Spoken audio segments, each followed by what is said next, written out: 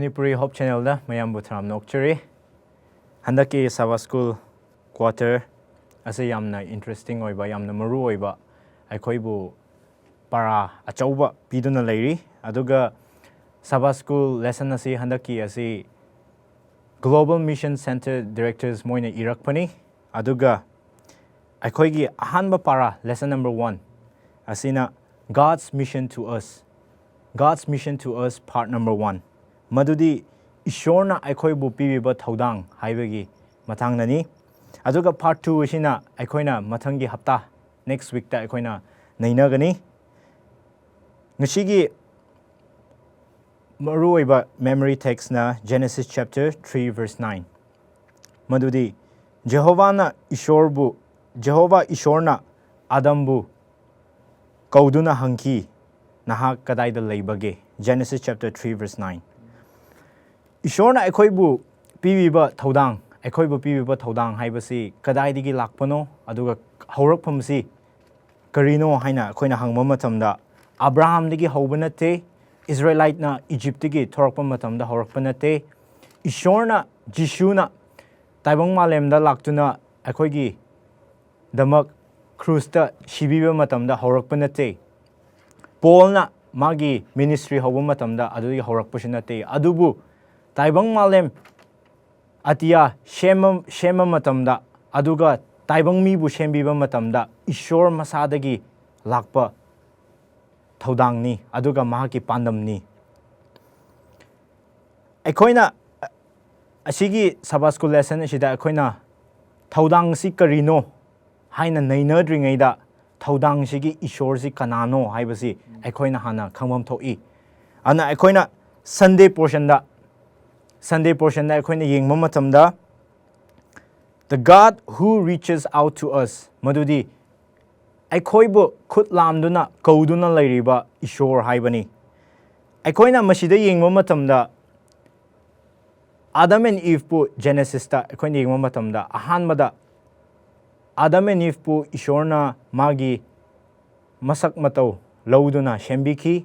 taibang malembu mahakna atek akai leitana awatpa leitana matik chana shembiki adubu khudong thiduna Eve na papta phattabagi athembada mahak taki masije kamaina taba matam kamaina takibano haina hangma matamda Eshworgi nungsibasi taibang mibu magi masak matau lauduna shemangakta natana mahakna taibang mibu freedom of choice Eikhoigi aningba tauhanba freedom of choice magi nungsibasi kyam chawbano haibasi aduda utpiki khoina mahausagi khutsemdi yengma matamda Eshworgi nungsibana pik thanduna lei aduga loinana Adam and Eve na mahaki moigi aningba tawba matamda Eshworna ayetpa pibi khide adugi mahak moina papta takhiba oirabasu Eshworna maduda ayetpa pibi khide adubu mahakna papta takhre moiga nungsi chanana leiba mari Eshworgi aningba Eshworgi apamba taibang miga Eshworga nungsi chanana leiningba leihaningba asi tatkhi adubu maduda Eshworna lepkhide mahakna asi hojikti papta taaduna leiriba taibang mibu karamaina kanbigani karamaina papta leiriba phumduna leiriba taibang mibu kanbigani haibagi Thoudang asi mahakna lokhatkhi haibase ekhoina khangma ngami aduna Adam and Eve na mabani na papta takhiba matamda Satangi minamba aduda athembada takhiba matamda mabani kiduna lotkhi Eshwordagi aduga chap manana ngasi akhoi taibang mi ama oina paptuna taadana leiriba akhoi Eshwordagi ikaiduna Eshwordagi kiduna lotuna leiriba akhoi Adam and Eve na mabani na lotpa matamda Eshworna upai leitraba fibam aduda Eshworna laktuna khangna mahakna upai leitrabasu mahakna Adambu kauduna hangkiba wahangdo nahak kadaida leibage haibado ngasi aikhoingonda yamna achauba lesson amani maru oiba para amani adna aikhoi papta tarduna leiriba aikhoi asida nang akhoi pumnamakpu ngasi hangba yaba question di nang kadaida leiribage haibasi akhoi na hanggadabani ana hojikti akhoi na Monday portion da chatminasi ana lesson number 2 Monday portion the God who longs to be with us haibasi Monday portion asi aigi brother korengam na mahakna lokhat pigani ana mabu matam bijari yam thagatjari aina adum directa changjakhrage ngasigi aikhoiga loimin naningba Eshwor aikoise khoigi brother na haikre ayamba aikoi pap tabagi mahut maramna aikoise Eshwor dagi lapthokibni ko adubu Eshwor na makhut yaurak pakhak natana Eshwor na aikoiga loimin loi naminne naninge haibase asigi Monday ki portion sida akhoi bu takpibani Genesis sida portion sida yekpa Genesis 11 dagi Genesis 11 amadagi hauna 9 phawa yengbu kan sida Babel ki wari lay sida kari oibra hairaga Eshwor na sigi wari se noi loi khangnaramgani moi se history hallaga yengbada Babel se moina kari gi sabno haibu kan sida moi se masa khoi record thamnaba akhoi se wangbane akhoi tawba ngame haibagi unnabane haibusu haye aduga scholars atopna dikare haibra hairaga Nimrod na ase sab Babel gi tower sabase moi se Nimrod na kari tawbra hairaga flood ki ising achawba tholakpa matamda moi forefathers ancestors hairadi moi mapu khoi haisira thainagi adu khoi do Eshwor na flood ta hatpagi revenge lawnangai hojikti oi anauba Eshwor na flood thararadi kaino akhoi flood tuna pudanaba sargata na sase hairaga Nimrod na haikibni haye asigi wakhan se ko Eshwor se nang se darkar tadre akhoi tawba ngame haibagi wakhan se yaurakhrabane ba adu asumaina tamthi khraba matam lakbu kanda Eshwor bu phajana ot nangai tawba matam sida Eshwor na mi se manghan khrage amuka haide adu bu akhoi bu nungsi biraga ani suba chance bibi adu magi lesson gi matungina magi thaujal ga yauna mi se chalai khraba moigi londa se loi khin hanbi ki kari hairedi moigi pungning phatabadu ubagi aduga mi se taibang pan the loi chalai khraba adu khak natana chalai khraba su Eshwor na mi taibang mi sibu nungsibagi thadok ningde aduna mana kari tawbra hairaga Abraham bu khandok piki mabu mission Thoudang pang thoknaba mi bu kanbinaba mabu mi marakta thabiki Genesis 7 gi 7 da yengradi Eshwor na promise thamkiba Abraham gonda lomban naidaba walepnaba ama oina ai amasung nahaki tungi dahara singi marakta makhoi gi mironda aigi walepnaba thambigani masi aina nahaki amasung nahaki tungi dharagi Eshwor oinabani sina haibdi Eshwor se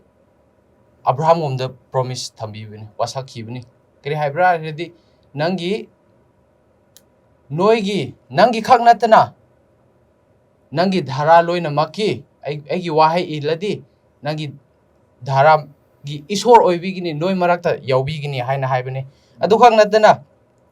Abraham matungdagi macha lakpa kandasu amuka Abraham da tawkhiba promise to macha dasu amuka Eshwor na haibiki Genesis 26:3 da yengradi laibak asida lamlanduna layu aduga aina nahakpu loina bigini amasung bor pibigani maramdi nangonda amasung nahaki dhara aina laibak ase pibigani Aduga ay na napa Abraham sakhi da sakhi ba wahay adu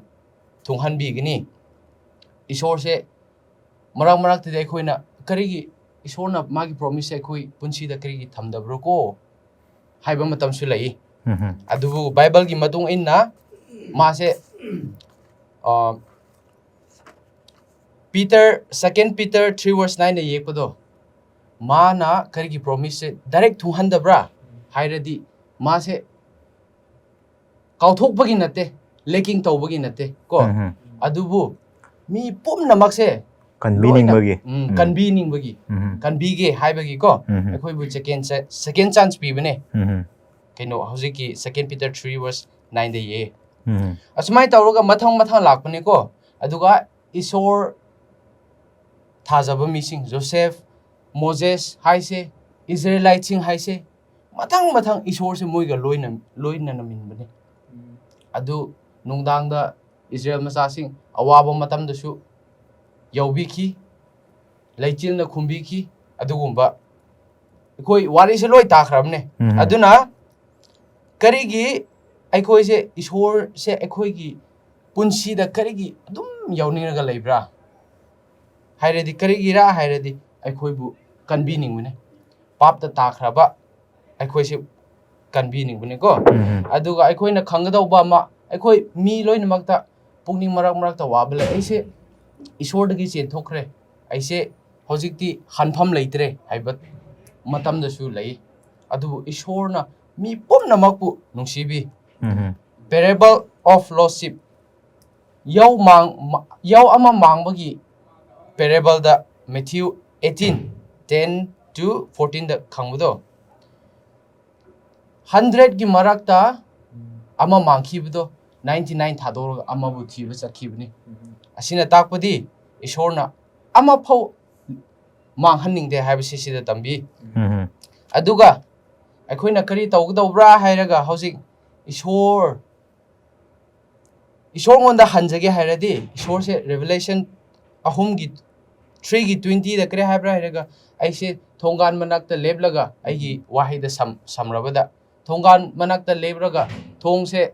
thillaga lei noi aigi wahai taradi thong hango aikoi leiminna se hairaga haibani aduga aikoina sida papche laba ama Eshwor da halakpada sarga pumnamak haraubne ko harawa adugi aina last da hainingba aroibada hainingbadi Eshwor na mipum kudingmak punungsi adugi mathakta aikoigi marakta aikoina thabak tawba chingjak chaba loina makta aspects da mana aikoibu phajana tawnai ko chalai nangai aikoibu haibi khibani mana interest leibani adu matungda ko adna aikoi pap chen bane haiba khangba ka oina Eshwor na aikoibu kawbiba thong hang na haina haibi base akoi thong hangbiba darkar tai mipum loina makpu Eshwor na borbi boysinu okay brother yam na nungaijare hojikna nangna yamna Eshwor na aikhoiga loiminna ningba adugi mathangda mandi portion na ngangbikhre aduga hojik Tuesday portion da chapminasi adudi the God who became one with us adu agi brother kaipumai mahana lobigani mamutam bizare the God who became one with us sargada laivai Eshwor ekoi mioi bu dumain lengrakpa haiba parasidan yingminasi ekoni yingba matamda Old Testament da Eshwor se magi misingda magi masama wong magi purpose asi mi da Jehudi misingda udan biki adubu New Testament ekoi yingba matamda dikre tobra Eshwor ma hangna ekoi mioi bagi saktam loduna lengrakpa du New Testament ubu pangi adu asik ekoi kri lesson lawbu yabra kri paratambu yabra hana khansi yengsi thiminasi Matthew chapter 1 verses 18 to 23 asida Eshwor na mioi bagi saktam lawraga pograkpa gi maramda phajana kupna ibi asi iba matam asi ekoina nainaragadi kari ubra haraga Ishor se asengba mapuni ko haibadu uba ngami amasung Ishor mahak se ekhoiga leiminaba Emmanuel Ishor ni ko haibasi marik sengna takpi ahum subada magi mana haibiba prophecies adu fulfill tawi ko ma Ishor gi wahai se soiba leidi ko haibadu so ekhoi uba phangi mari subada Ishor gi tauba ngamba sakti se boundary leide mana Ishor se he can do everything ma se tauba ngamba Ishor ni tauba ngamba Ishor ni haiba asi utli krido ut braga a virgin birth ko manga suba point da importantly kriraga ma hakna ekhoi prithvi da New Testament da lengra pase kri gi da mag lengra pura haraga ekhoi bu kanbina bagi lengra pani hai to be a savior so Ishor na lengra pase ekhoi bu kanbi bagi kanbina ba adu mak oirasu kamaina kanbibra Ishorna ekhoi bu kanbiba je kamaina kanbibra haiba amuk yeng minasi mana prithvi da koiraga chatpa madam da mana ka khri tau bikhibra mioi bagi da makari paratam bikhibra 33 years Ishorna prithvi palingai da mana anabu phan bikiba kamaina phan bikibra nungsiba yauraga phan biki amage thousal duna yom biki mi mayambu adu mage achumbana miyambu lambi do lito biki aduna ekhoi hoji ekhoi Christian ekhoi ni hana claim doriba ekhoi ju Ishor dagi kari relation lo yabra Ishor na nungsi bat ambi ke ekhoi gi damak ado ekhoi nungsi ba haibra ekhoi achumbo do ekhoi pamjabra achumbo do tawjabra o mi amada thousal pina ba haibra ekhoi adu tawangamba Christian amamam oisi aina haijaningi Okay, thank you brother Gai Pumai hojidi Wednesday portion ekhoi saminasi ekhoiga loimina ningduna leiriba Ishor the God who continues to be with us khoiga loimina duna leiriba Ishor haibagi matangda brother akambo mangbo matam bizare ai gi topic se admain hai Wednesday gi lesson di topic se matam khuding da loina biba Ishor hain hai ai gi topic se Wednesday gi topic se ado ai hojik se Bible text da dum matang adum pajarage ai de matam khra save tawnaba khoi khang adum mayam panariba mayam khangnariba Bible text ngatani Colossians chapter 1 verse 15 to 19 Ishor Jishu ase minna uba ngamnaba Ishor gi perfect image magi mami haiba tare mami oina utpi bani hai aduga Luke chapter 19 verse 10 da kari hai akhoi gi topic ahubada kari hai pap ta duna leiriba aduda akhoi bu kanbi na ba Ishor Jisu Krista ji tharak pani hai adu aridi magi thaudang Ishor gi thaudang se Jisu da ulli aduga John chapter 3 verse 16 pabam jamda for God so loved the world Ishor akhoi bu kyamuk nungsibagi damakta akhoi bu kanbi na ba macha tharak I haibdo adumaina akhoi thengnai aduga Matthew chapter 28 verse 18 to 20 pabam tamda kari phangi haraga akhoi gi damakta commission pirammi aigi sibok semu chalo aina tambiba makhai se nangna mi pum khuding makta noina tambi ruro haina akhoi bu commission pi and again aduga Genesis chapter 1 verse 27 da kari ibra haraga miyoiba akhoi se Ishor gi masak mana sembi hai asida Bible text mathang parakpa matam sida aina khangba haibase lausin ba haibase Ishor bu mana sembi khrabani na akhoi gi mission amasu lei Ishor se karamba Ishor haiga mission leiba Ishor ni ba thaudang leiba Ishor akhoi bu kanbi na ba Ishor aduna akhoi bu su thaudang amamam pibi Matthew chapter 28 verse 18 da ai matam leidebani paroige adubu aduda mai hai last part the verse 20 da mai hai matam khuding makta ai matam loiba pha ai noibu loiminna bigani haina hai adudi adugi Wednesday gi lesson sida akhoi kari lauthokpa yabra hairga nang aigi punsi se mission amamam loi lei ishorna piba mission ama lei adu oiraga di ishorgi Matthew chapter 28 verse 20 da haiba wasak ado nangi punsi da karamaina nang experience tawkraba karamba matamda nang testimony pi gadaba pinaba nangi punsi da thengnabra haina akhoi lesson gi question da le nangi punsi sida karamba mawongda Jisugi wasak matam khuding da loina bigani haiba wasak asi Eshwor mission puba ama oina akhoi Eshwor mission amamam puba ama oina kamaina thengnabra na hai question ama le adu asigi question sida hoi miam testimony amamam leiramgani adubu aigi su leiramni aigi murup singju leiramni Eshwor na kanbiba nangna Eshwor mission sida changra matamda nangbu loina birga success tawnaba pirakpa matamda pirakpa gi testimony miyam leiramgani adubu miyam amamam haidrasu adum wakhanda leisi adu asigumba testimony se yam halaning ladi akhoi gi punsi sida Eshwor gi mission Thoudang sida engage tawridi yam gani yam akhoi gi success tawba Eshwor gi kari haisra asigi Eshwor gi Thoudang sida akhoi engage taw the more akhoi hena engage tawridi asigumba testimony si yam gani haina adum si thamramga ai losenjarge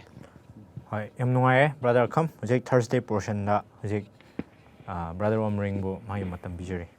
Hoi, I'm Nungai. Nasai di akhoi tare Eshwor gi afaba wahai hojik ti Eshwor na akhoi bu thamho bi bakhata natadana mana kri hebra heraga mana prithvi da lerigai matam da akhoi bu wasak ama pibirami adudi asa kari asa pi bra heraga ai ipagi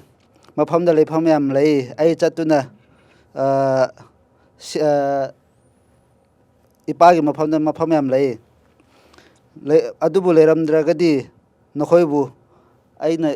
ipagi mafamda nakhoigi lepham sembiraga ai halakani hena hairame adu khadda natadana maru oina akhoina John chapter 14 verse 3 da yengma matamda aina chatuna nakhoigi damakta mafam thaurang tawbiradi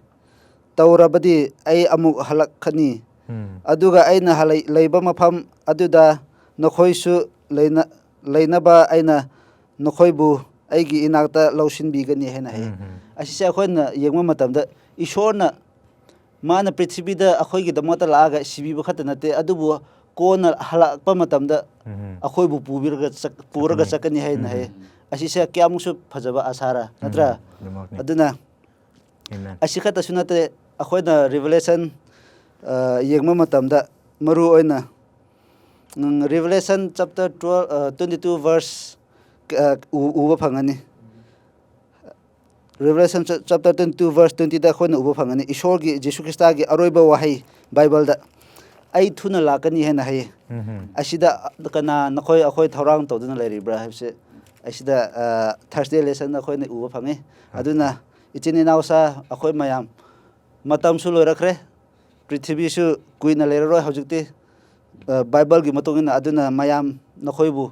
thaurang tobinase na asum thaugat chabani nakhoi mayambu amen. Okay, yam nungaijare brother Omnaring ana handaki Sabbath School Lesson gi challenge ana handaki quarter si yamna maru oiba yamna interesting oibani haibase koina kamai khangbra haiba matamda every Thursday portion da aikhoingonda yamna thabok oina pangthokpa yaba Thoudang piduna leiri aduga practically akhoi day to day life akhoi nongma gi hingwa punsi de apply tawba yaba ana handa hapta gi akhoi nungti gi apply tawba yaba si ani piduna leiri madudi akhoi Eshwor na akhoi bu pibiduna leiri ba Thoudang asi da sharuk yanaba akhoi nungti gi handa hapta asi nungti gi prasna tausi haibasi ahanba akhoi gi challenge oisi aduga ani shubana nahakna ming khangdriba